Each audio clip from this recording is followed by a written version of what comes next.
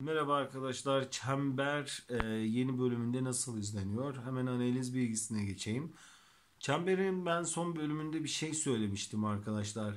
Kanal ne kadar TV'de ilk kez film adında verse de seyirci Çember'i bir dizi havasında izliyor. Yani seyirci işte bu bölümde de bir farklı konuyu anlatıyorlar. Adı da farklı, TV'de ilk kez sözlerine pek aldırış etmiyor, inanmıyor galiba ya da psikolojik olarak etkilenmiyor mu desem, hani onu tam olarak bilemedim ama şöyle söyleyeyim arkadaşlar.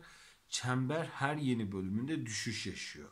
Yani evet, belli aralıklarda topluyor, yukarıya doğru kendisi çıkmaya çalışıyor ama yeterli değil arkadaşlar. Yani sonuçta kanal bundan 4 üstü bir reyting alması normalde galiba gerekiyor ki bu yapıma devam ettirme bir fırsatı versin.